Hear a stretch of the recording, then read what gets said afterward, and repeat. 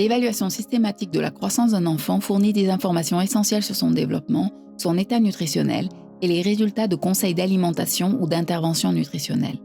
La taille est une mesure fondamentale pour suivre la croissance d'un enfant et évaluer les risques de faible croissance et de malnutrition.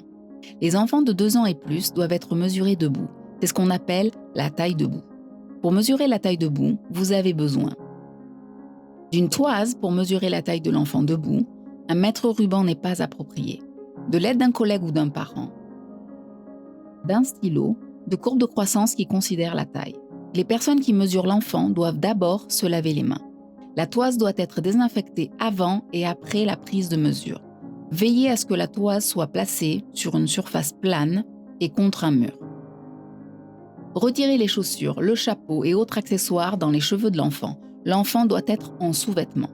Demandez-lui de se tenir debout, au centre et contre la base de la toise ou du mur. Placez-vous, debout ou à genoux, à côté de l'enfant de façon à pouvoir lire les mesures sur la toise. Demandez à votre collègue de s'agenouiller du côté de l'enfant opposé au vôtre.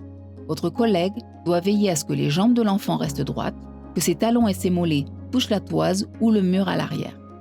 Votre collègue peut placer ses mains sur les genoux de l'enfant pour s'assurer que celui-ci reste droit et immobile. Veillez à ce que les épaules de l'enfant soient au même niveau, ses bras pendant librement de chaque côté de son corps et que sa tête, son dos et ses fesses soient en contact avec la toise ou le mur. Placez une main sous le menton de l'enfant et refermez-la doucement. Ne lui couvrez pas la bouche ou les oreilles.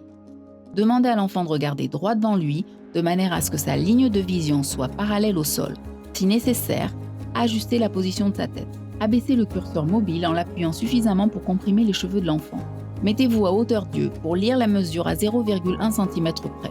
Lisez la mesure à voix haute et notez-la immédiatement. Exemple, 93,9 cm, tandis que votre collègue s'occupe de l'enfant. Ne mesurez pas la taille avec un mètre ruban fixé au mur.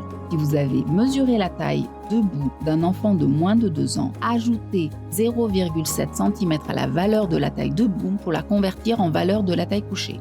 Si vous ne reportez pas la mesure sur une courbe de croissance, vous ne pouvez pas la comparer à ce qui est attendu.